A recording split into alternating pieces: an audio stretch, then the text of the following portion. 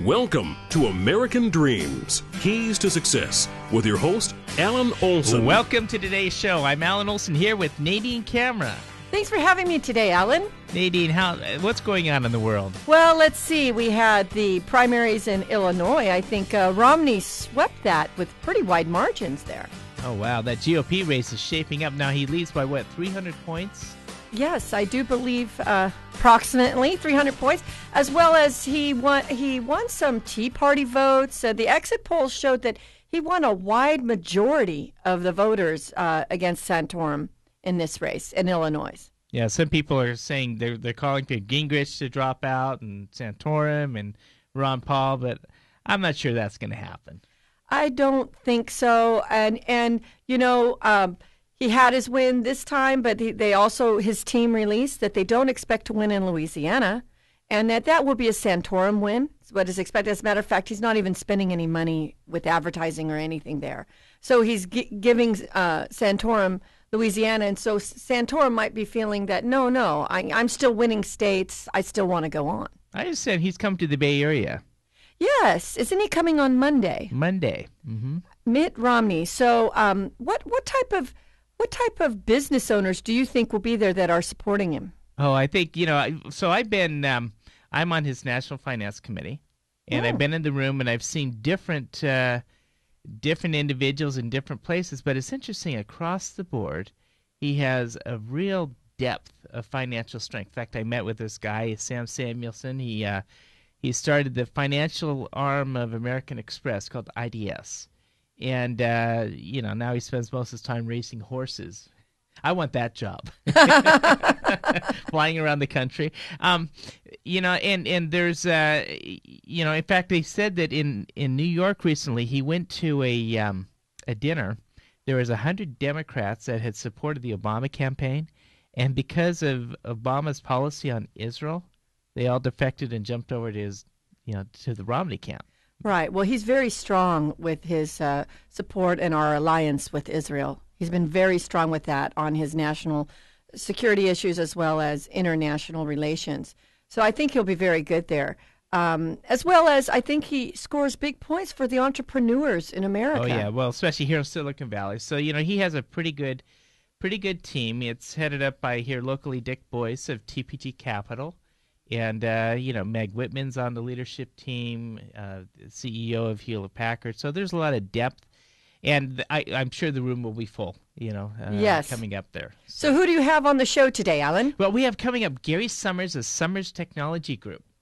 Oh, that will be interesting. What's he going to tell us about? Well, Gary runs this program right now for people that have filed for patents, and they don't really know what to do with it.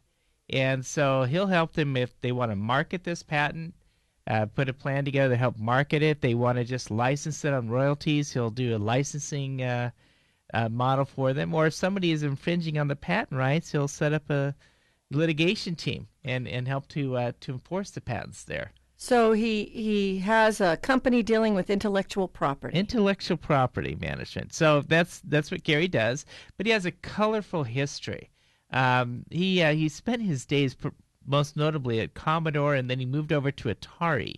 Oh, I'm sure he's going to share some wonderful stories there. Oh, he has great stories there. The days of Donkey Kong and Centipede and Asteroids, what it was like. I remember when my brother, I was in college by the time this Atari stuff was really coming out, but my brother lived and breathed Atari.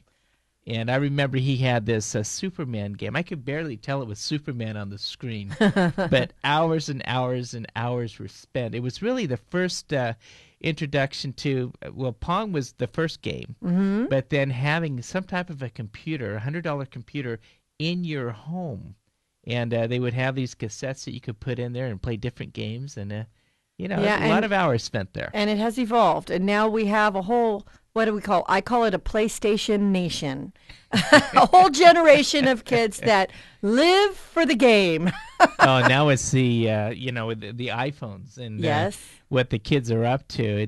These games get more sophisticated, and we have at home we have the Xbox, we have the PlayStation, And then we have The who's Wii, right? The Wii. The Wii. We also have the Wii. Yeah, we have the Wii and we have the Xbox and we have the arguments about homework versus games. It's interesting because it really, in my opinion, it robs the children of time. There's no sense of time that has expired, time that they could be using to better themselves, to develop talents or to develop their knowledge and skills in school. And instead, they can sit there. My son could sit there for hours in front of that TV and just play whatever, game. So I'm a little concerned about it sometimes. Yeah, isn't that the truth? I look at the parks today, and with the exception of organized sports, they sit empty. When I was growing up, we looked for the field with the baseball and bat, or just getting out there to play catch, doing things in the outdoors. These days, the idle time in front of computers. It's true, and whenever my son has friends over, it's usually in front playing those games instead of going outside and skateboarding or bicycling or playing, kickball or doorbell ditch, things that I used to do when I was a kid. You did doorbell ditch too? Yeah, we did. But those were the fun things, being outside, being out in the sun. I think it's healthy.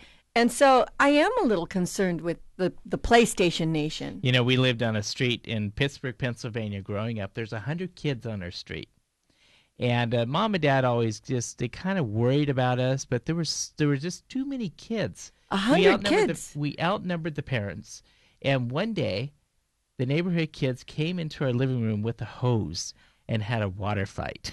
No wonder your mother was concerned. We were done. She said, I got to find a small community in the middle of nowhere. So my parents announced, we're going to Montana. And they explained to us nobody lived up there. And there would probably be no kids on the street, but they had made a decision. They were moving us out of the big city. And they did. So we spent our days growing up, hiking in the gold mines, and we did a lot of things in the outdoors.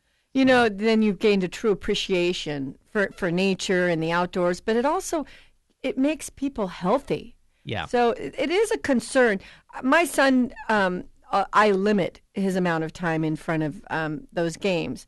I'm concerned about when he's out on his own, when he's married. Will he spend his time in front of that TV set, playing those games? Although I'm not as concerned as some of his other friends that I see that really spend 24/7 in front of them. He has other things that keeps him busy, but it is something of a concern in this upcoming generation. Yeah, I have a question of if it's a fad or if it will live on. Like, I remember Warcraft. What was the game? Was it just called Warcraft? Yeah, and I think it's still out, although my son doesn't play it. I had a nephew that played that, and he would live down in the basement, and he would come up for air to eat, and then he'd go back down. World of Warcraft, that's what it was called. And I never played the game, so I don't know what was going on.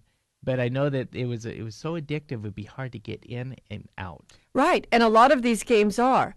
And then you have always just a few of these excellent game players that can crack the game or do something where they can make a lot of money. I don't know exactly what it is, but they know the level so well, and if they can rise and get so many points, then the game people who create the games hire them, and they can make a lot of money. So there's always this, they think of this illusion that, well, if I play this enough, maybe I can get a good job doing something with the game. It's funny. We here in the Bay Area, we have EA games around the corner. Mm-hmm. And so, I've spoke to my son, you love gaming so much. And you're into computers. Why don't you look into, gaming and go get a job at EA Games? It's right around the corner. And he said, no, Mom, I wouldn't want to be around games that much. So he sees the addiction. He understands it. It was interesting. Combating the addiction, there was a game coming across the iPhone. My kids put it on called Angry Granny. Oh, not Angry Birds? No, it was a Angry Granny. She walks around with a stick, or you can buy a skateboard. She hits people with it, knocks money out of their pockets. So I handed it to the kid's grandma. I said, "Hey, play this," and I filmed her on the iPhone. Angry Granny playing. Yeah, but the thing is, it came up and it said right after I started. It said, "Do you want to buy the cheater codes?" Right up front it says 99 cents. You want the cheater codes? Then $4 for this and blah. And I'm like, wow. Maybe that was the type of company that hired that gentleman. Well, you think about it that the fact that they give the cheater codes away, you don't have to waste the time. You can finally get down to say, okay, I've mastered this game. But that's the whole idea with these kids is they want to do it on their own. They want to go to the next level on their own without cheating. At first, when my son was young, he played Pokemon, and I would buy him the books where he could figure everything out, and he loved it. But after a while, he got to the point of, no, I don't want the books. I want to do this on my own. Now, sometimes it's kind of like chess. I think it's a mental game. There's also a lot of adrenaline released when you play these games because there's a lot of excitement. That might even be a medical issue as well. But, it has everything in moderation.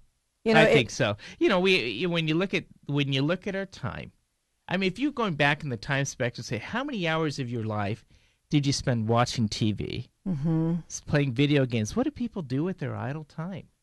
Exactly. And a lot of times people see them in a setting at work or church or, some type of sports activity. But when they're not doing that, it's interesting because you got all this excess time. So some people will really take the excess time and really apply themselves and work hard to accomplish goals and developing themselves. That's what life is about. Well, haven't you mentioned so many times when you die, what is your obituary going to say? Yeah. What is that headstone going to say? I reached the 12th level of this game. It's not going to mention all the time you spend gaming. And so I think it's also a tool where it robs our youth of the time they could be using to better themselves and to, gain more knowledge, gain more skills. So we want to get back onto today's topic of business, starting businesses and companies, and what are you doing with your time on Earth? And Gary Summers is going to come on. He's going to talk about he started 4 companies, from the very simple to the very big. And then he later went off and said, I'm going to be in the business of helping others to scale their business models. So it should be fun to listen to. Well, yes, and I'll be interested in hearing his days in Atari and how that came about and what because that is history, and that brings back old memories for people in our age group, Alan. I don't know about these young kids. They probably don't even remember what Atari or even know what Atari is. Well, I think the point with all this is living your dreams, aspiring to what you want to be in life, because you're not getting your time back. Work hard while the time is there. We'll be right back after these messages with Gary Summers of the Summers Technology Group. Apple pie, baseball, and now here's All-American Alan Olsen. Welcome back. I have here with me today Gary Summers. Gary is the founder of Summers Technology Group. Gary has also founded 4 technology litigation support companies and has held many senior management positions in engineering, manufacturing, and marketing. Gary, welcome to today's show. Good morning. Thank you very much. So, Gary, can you tell me about Summers Technology Group? What do they do? Yes.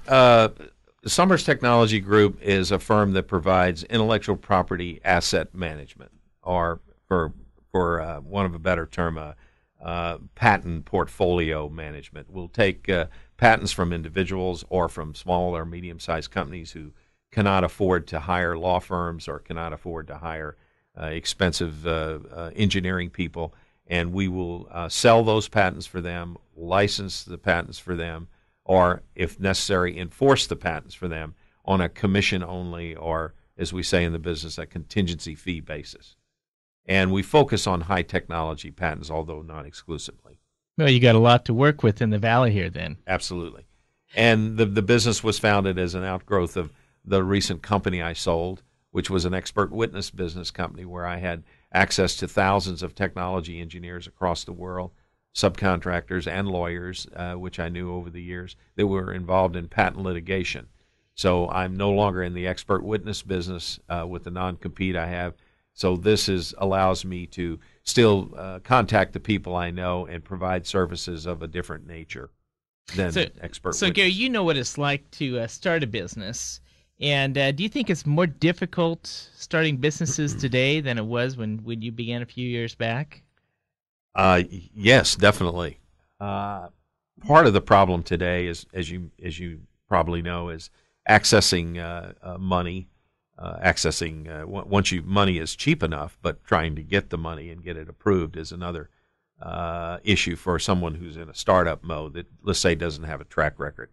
Accessing key employees. Many people today are very nervous about the current economy, and they're not so readily jumping ship anymore for a flyer for a startup. So trying to get those key scientists or key engineers you need to make your business work is not so easy today.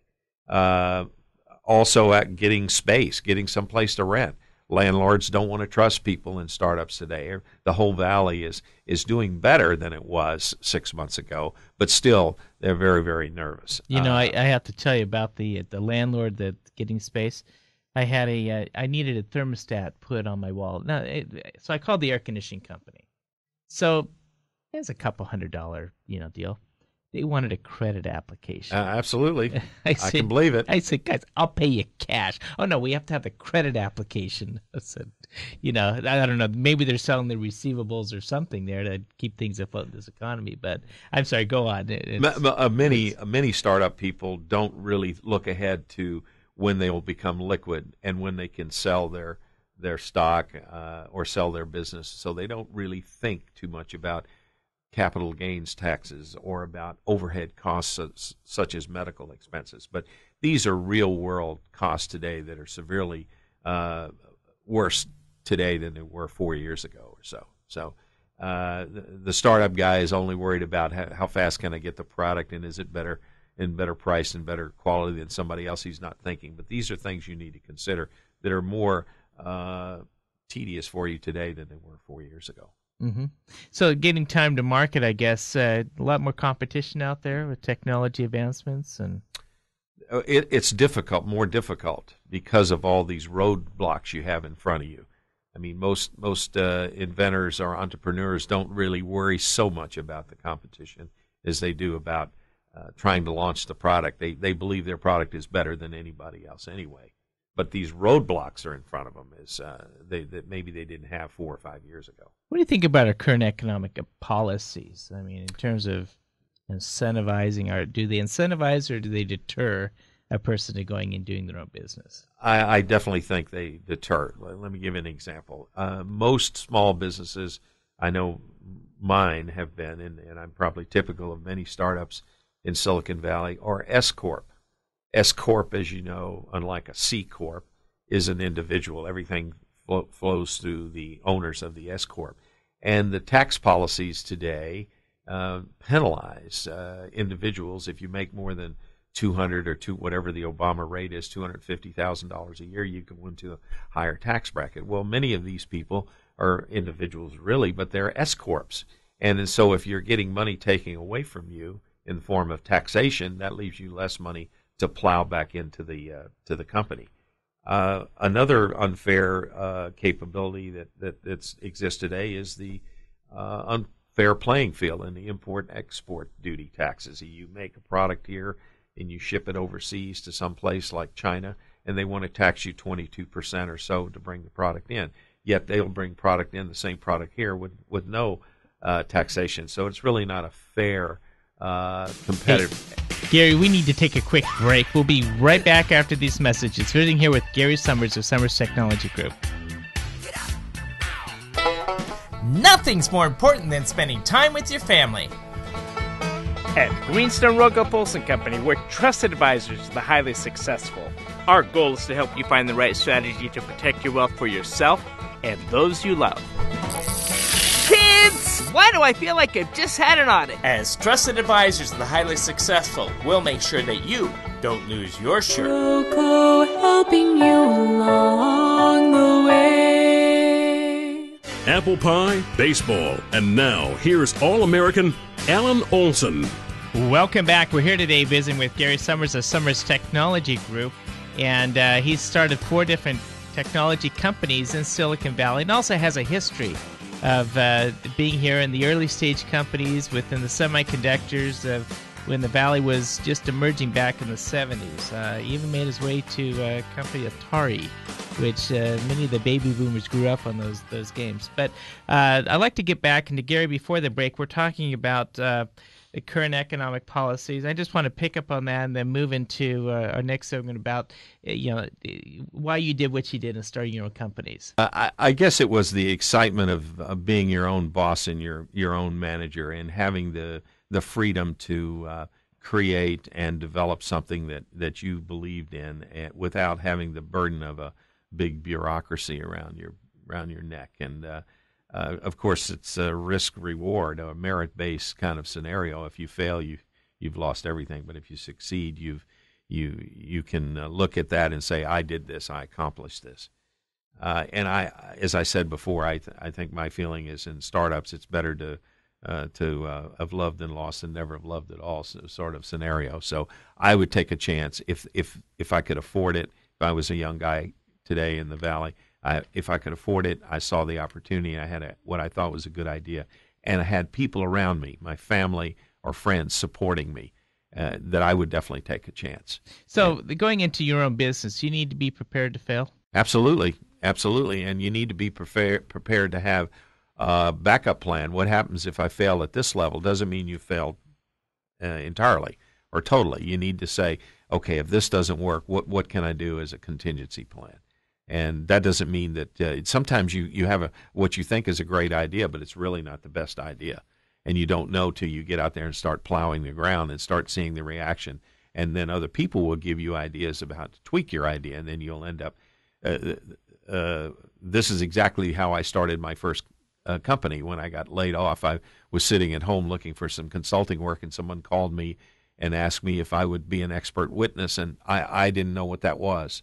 And when it was explained to me and I went and interviewed for the job, it gave me the idea to form an expert witness company. And I would have never thought of that if I hadn't. How many employees do you have today in that company? That was about 2,000 people in that firm across the country. And so, but that's just an example. Most people don't wake up one morning and the light bulb goes on. Most people don't. You somehow or another are guided into this, and but if you see it and you don't take advantage of it, that's the loss right there. You should not be afraid to take advantage of something you think. And you need some friends and some other people you can bounce the idea off as well. Did you have a business plan that you put out there on the technology group? Or was it just flying by the seat of your pants as you went through this process? The company I have now is after 25 years of experience, so I didn't have to go down the same path that I did with the first company. Yes, I did. But I didn't get seed money, or I didn't get startup money. I funded it myself with mostly sweat and blood, and not too much cash. And as a result, it was a lot slower. It took me 10 years to ramp the first company up and then sell it. And then after that, the second company, the third company, and the fourth company went faster and became bigger. You feel that you have to go faster because of competition out there and change in technology? Yes. Today? Yes, absolutely. You always are worried that what you have as a product is going to be superseded by someone else's better mousetrap. You always worry that perhaps your pricing is not competitive. And the most important thing to me was customer service, because I was in the service business and I wanted people to come back to me. Mm-hmm. Yeah, we're visiting here today with Gary Summers of Summers Technology Group. Gary, I'd like you to stay on for another segment, and I want to talk about Donkey Kong and Centipede and Asteroid and these days at Atari. We'll be right back after these messages. Protecting your family's health and welfare is a sacred trust. At Greenstein Rogoff Olsen Company, we know that sound financial planning will protect them now and in the future. We're certified public accountants with tax services for the highly successful. For your business and your family, call GrowCo. Greenstein Rogoff Olsen Company will help you manage your financial affairs so you can focus on what's really important in life. GrowCo, helping you along the way. Apple pie, baseball, and now here's All-American Alan Olsen. Welcome back. I'm here today visiting with Gary Summers of Summers Technology Group. And Gary have been giving us some tips and advice from his experience of starting up several Silicon Valley startup companies here. But, one of the things that didn't come out, and I'd like to touch base on, is your days at Atari. We all grew up on this, the Donkey Kong, Centipede. So how did you get into the company? And why don't you run us through what it was like? Okay. In 1979 and 1980 and beginning of 81, I worked at a company called Commodore International and was running their semiconductor operation, and we were shipping Atari 6500 or 6502 is what it was called, microprocessor chips and ROM chips, which were used for video games. And so I was on a first-name basis with upper management at Atari because I was one of their biggest suppliers. I terminated in 81 with Commodore. My wife and I couldn't stand the winters in Valley Forge anymore and moved back to California and hired on with Atari as a consultant in 81, working for Ray Kassar, who at that time had just taken over as president of Atari when Time Warner bought Atari out from Nolan Bushnell. And so my job was to write a business plan for Atari to get them in the semiconductor business so that they would have some autonomy and wouldn't have to rely so heavily on the semiconductor industry. They could make their own chips. They could design their own chips. They could test their own chips, control their destiny. Before that, they were just locked into one supplier, whether it's National, Intel, Toshiba, whomever, and then they could only buy from them. So my job was to make them so they could buy from anybody. So I subsequently was hired as vice president and general manager to implement that business plan, and I built the Atari Semiconductor Division, which was a large group of 300-400 people with testers and designers and workstations and mainframe computers. This was back in 1982, and we designed all of the custom chips for Atari that went into all the video games, and all the ROMs we did the software guys program, we did the ROMs that went in all the cartridges for all the video games. So Donkey Kong, who came up with that idea? Was that? Well, this was a game done by a subcontractor, not by us. So the first games that we did coming off of Pong, if you remember Pong, were Missile Command, Space Invaders, Centipede, Asteroids? I think Miss Pac-Man, Asteroids, later Firefox, the Clint Eastwood one. So these were real early on games. Of course, by today's standards, they were pretty crude in terms of graphics. That's because the memory was a lot less. There was not as much memory to store the pixels, and the microprocessors were 1/1000th of the power they are today. And so you went to the arcade to get the high color, high resolution. These were basically mini computers in an arcade game, whereas the Atari home unit, base unit, we had to sell for $100 or so, and the cost of the chips wouldn't allow you to have high quality. And then there was a home computer, which just getting started, had a little better quality, but not that much.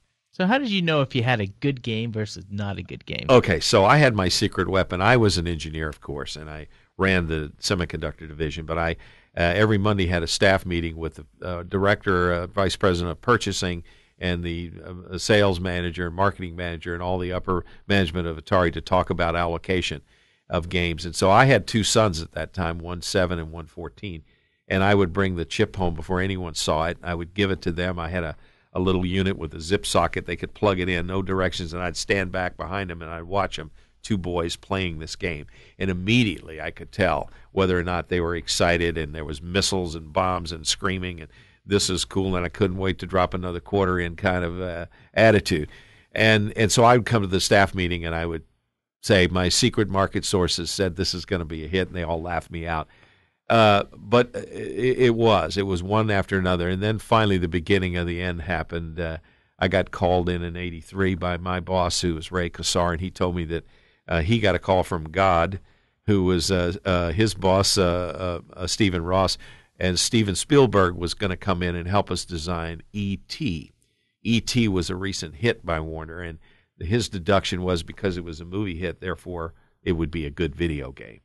And my group was forced to turn this game out in a time frame that was about a fourth of the time that we normally turn a game out. So everyone was frustrated, and even though Spielberg came to our offices and stuff. But anyway, so I brought the chip home, I plugged it in, and I looked at my two sons, and I watched them for about 10 minutes, and they said, "Oh, Dad, this sucks." That's what they said. And I went, "Oh, no." You should have had the Reese's Pieces dropped. Oh, no. And so I go to the staff meeting, and I try to tell everybody, and they laugh me out. So we built millions and millions and millions of these cartridges, and of course they were a colossal flop. And that was when the company moved into a stage of pre-bankruptcy. We had ramped up to about $2 billion in sales. We were the biggest game in town in the valley. 64 buildings, 11,500 employees, and using more chips than IBM at that time. And then all of a sudden we went to zero. So what was it? Was it the fact that you had dedicated so many people on a rush project at the expense of knocking out the other back? It was more of a single product company. I think we had not yet got the personal computer out. We had another project going for a video telephone, hadn't got that out either. And we were all on video games. The Japanese started coming in that time, Nintendo, NEC, others, making higher, more powerful graphics, cutting prices, and we just had one product, and that was it. And then we had that flop, and they put so much of their money into that in the Christmas season, it cratered out, and all the distributors started sending the stuff back to us, which I think subsequently they dug a hole in the desert in El Paso and buried most of it. But I'm not sure about that. But anyway, that's when it moved into a situation the company got sold. So where's the target today? I really don't know. It was such a nightmare for me. I was in shock. I went over and tried to put my life together after that. But the company was sold to the Tramiel family initially, who had been my former boss at Commodore, and I chose not to stay on. Well, in fact, they pretty much brought their own staff in. And then, I don't know, a year or two or so later, I think they perhaps may have sold it off. And maybe the arcade section survived, but I don't think the consumer section survived. So, Gary, we just have a few minutes left. If someone wants to contact you, how do they do that? Best contact is through my website, which is www.summerstechnologygroup.com. All my contact information is there. I'm in Mountain View.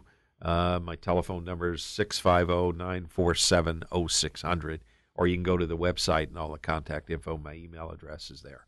Excellent. We've been visiting here today with Gary Summers of Summers Technology Group. Gary, thank you for being on today's show. You're welcome. Thank you very much. We'll be right back after these messages. Nothing's more important than spending time with your family.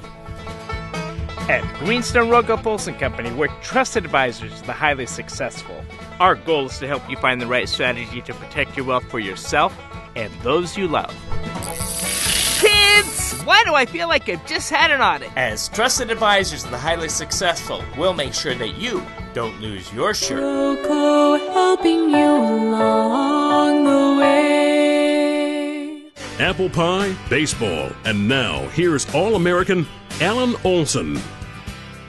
Welcome back. We've been visiting here today with Gary Summers of the Summers Technology Group. And Gary specialized is in patents and what to do if you have a patent, from marketing it to licensing it or to litigating with it. So, and he also spent some days at Atari. So it's interesting to hear from one of the individuals who's been around the Valley a long time, since the mid-'70s. He's seen a lot of companies come and grow. And also has seen failures in the process. But we're discussing job creation. And, 50% of the venture capital money, all in the world, 50% of all the money in the world for venture capital runs through this Silicon Valley. Wow, that's quite a bit. So the jobs should be plentiful here. They should be. They should be. But, it's interesting that I'm really bullish on this year. I think the emerging market, these small companies, I think we're going to have a really good year in 2012. It'll start with Facebook. Whenever they get up, go IPO, I think that you're going to see a whole series of IPOs after that. But a lot of people are sitting on the fence line waiting for Facebook to go. But I heard something interesting last week. I had a friend who he went out and he was going to buy a home in Mountain View. He was with a company that went IPO last year, and the home was listed for $1.2 million. 20 people showed up to buy the home. So this individual bid $1.9 million cash, no contingencies, and he did not get the home. Yep. Finally went for $2.2 million, no contingency cash. So, it goes to say that maybe if you're in the right neighborhoods here, be bullish on the market, because people looking to come into the right neighborhoods will just pay the price whatever they want to see. They will. Alan, it depends on where you're at, but there are still multiple offers going on real estate. And that is Now, you're a realtor, Nadine. that What's going is- on out there? Well, that's our ploy. You know, what we do is we list the home low. I mean, a lot of sellers, and you get into my little pet peeve, sellers think they know what their house is worth and they know how to sell their home. And the problem is this market right now is you want multiple offers. And the way to get multiple offers is to list your home really low. And the lower you list it, the more multiple offers you have, which therefore drives the price, creates a bidding war. Get excitement there. Yes. Otherwise, you sit on the market and you actually will end up losing money, because by the time you're chasing the market as the prices go down, and by the time you sell your home, you sell it for less than what you initially could have gotten. So it's that reverse psychology. You list low, you get a lot of demand coming in, and you make people nervous. I better get this home. I'm going to make a strong offer. Exactly. Wow. You're the realtor to go to. That's it. They need to give me a call. You gotta make sure I think a good realtor will outline that Right. specifically for them. Right, they will. But sometimes sellers are sticky, and it's difficult because if they're above the market or right at the market, many times they'll sit there. If they go below the market, they'll get 4, 5, 10 offers, depending on where it's located, and sell their home right away for more than if they would have waited and chased the market. Especially if it's decreasing in value, they'll just be chasing the price down, and they'll end up not selling for what they initially could have gotten. Are you bullish on the market here? I'm not. I don't know. It's been a little tepid in real estate since last summer in Fremont. And in this area, it depends on the price, though. If you're under $500,000, it's a good price. In other areas like Concord, Pleasant Hill, Manteca, anything under $250 is going very fast. Multiple offers. So the point is, anything sells at the right price. Exactly. Price it right. So, well, Nadine, we're going to be coming back in another segment here, and we got to take a quick break after these messages. Protecting your family's health and welfare is a sacred trust. At Greenstein Rogoff Olsen Company, we know that sound financial planning will protect them now and in the future. We're certified public accountants with tax services for the highly successful. For your business and your family, call GrowCo. Greenstein Rogoff Olsen Company will help you manage your financial affairs so you can focus on what's really important in life. Groco helping you along the way. Apple pie, baseball, and now here's All-American Alan Olsen. Welcome back. Well, today we've been discussing about job creation here in Silicon Valley and possible solutions into decreasing today's national debt. That debt seems to constantly come back at the forefront of the market. Yes, Alan. And I think taxpayers are probably a little concerned. Will their tax money ever go towards paying down this debt that we owe? Or is it just going to keep becoming insurmountable? Yeah, I don't think we have a revenue problem. Everyone talks about raising taxes. We just have a spending problem in this country. Yeah. Speaking of spending, what about individual spending? Consumer debt is a big problem in our nation. What can individuals do to get out of debt, Alan? There's a few steps that they can follow. And one of the things that it's really the same principles apply, that you have to keep your spending in line with your standard of living and your revenue. And people say, well, what does it take to retire? You need to adjust your standard of living. So people retire rich or they retire poor, but both are retired. And both will eventually spend up to the level of income that they earn and that they're capable of handling. So, but when it comes down to getting out of debt, in order to climb out of the debt monster, the debt hole, it takes $2. It takes $1 to retire the debt, and it takes $1 revenue to maintain your standard of living. So the best piece of advice is don't get in there. Always credit card companies and these getting credit is easy, and spending is easy, but getting out of debt is hard. It's like bondage. And so here's a few steps that you can follow. The first thing is to create and use a budget. Be organized. Understand your spending patterns and what is it that you have that is a mandatory expense that you need for this just to live versus a discretionary expense. When I was first married, I've only been married once, but my wife came in one day and she says, I'm going to quit my job. And suddenly our income was cut in half. And I'm like, we're going to starve. Well, what I learned is, no, you're not going to starve. You're just going to adjust your standard of living. And we did just fine. In fact, I bought a house 3 years later on a single source of income. People said, yeah, you're making a lot of money. I said, no, I was making $27,000 a year when I bought my first home. But what I had done is learn to save and learn to invest. When I invested wisely. I didn't want to lose it. I researched it out and made sure that I was making the right choices there. Okay, the second area there in getting out of debt, stop spending the money that you don't have. Learn to distinguish between your wants and your needs. Okay, you may want something, but do you really need it? The fourth area is to spend less than you earn. Remember, when you take home a paycheck, remember to pay yourself. First 10%, you may have tithing. So, okay, put it to the second 10%. Put 10% of what you earn into a bank account. Pay yourself. Save it. Don't spend it, but save it. Build yourself a little bit of cash reserve for the rainy day. Track your spending. Understand your spending patterns. Pay yourself and use your credit card responsibly. Okay, credit cards are so easy to pull out and to spend and to, but then when the bill comes, you're like, where am I going to get the money? Well, if you have a problem of finding the money with your credit card coming in, tear up the card. Get rid of it. Go just to cash. And that will budget you strictly to say, I'm only going to spend the money that I have, and if I see it in my pocket and I'm looking at that fall, then you're not going to spend it. Okay? These are excellent tips for consumers. If only our national debt would follow these same tips, we wouldn't be in the trouble that we are in today in our nation. They should give every congressman a debit card and say, this is all that you can spend. That would resolve a lot of problems. So thanks for joining us today on America Dreams. We'll be back next week.